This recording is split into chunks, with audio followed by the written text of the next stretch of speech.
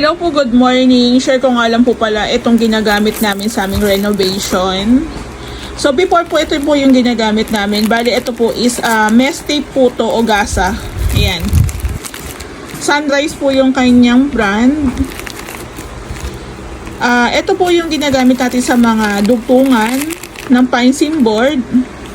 Ayan. Ito po is self-adhesive po ito. Dumidikit po ito. Kaso napansin po namin katagalan, pag sa sobrang init po ng panahon, kahit po lagyan po ng mesh tape is nagkakaroon pa rin po ng crack lines o bumibitaw pa rin po yung dugtungan. Ito po, nag-search po ako.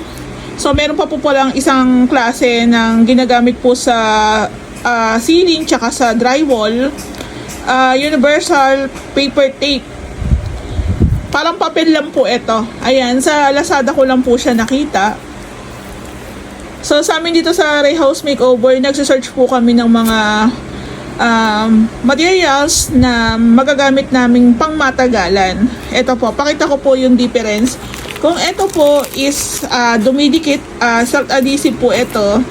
Tapos parang nga siyang gasa na may mga maliliit po na awang o ayan po. Ito po yung isang klase. Pakita ko lang po sa inyo. Ayan. Papel lang po ito. Papel lang po siya.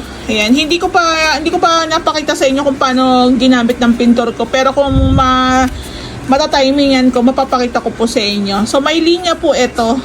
Yung linya, ito po yung nilalagay po doon sa may dugtungan. Kumbaga yan na yung gagawin mong guide, yung pinaka-linya. Papel lang po ito, hindi siya dumidikit.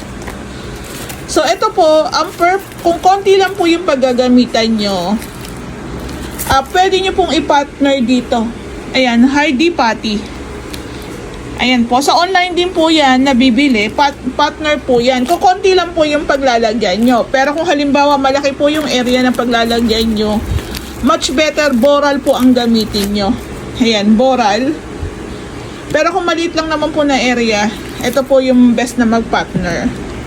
So, ganun lang. Sa pinaka-renovation, makaka-experience po talaga tayo ng mga bumibitaw ng mga dugtungan. Ayan. Wala naman po kasing permanente sa mundo. Ayan. So, minsan, nagsasaliksik tayo ng mas medyo tatagal ang buhay. Ayan. So, ito po, kung interesado po kayo, pwede ko pong i-share sa inyo kung saan ko po siya in-order online. Ayan. Para, lalo na po doon sa mga nagdi-DIY. Ayan. Dito naman po sa Ray House Makeover is hindi naman po tayo madamot. Pwede ko pong i-share yan sa inyo. Kung matatimingan ko po kung paano po siya gamitin ng pintor ko, ipapakita ko rin po sa vlog. Ayan po. Thank you.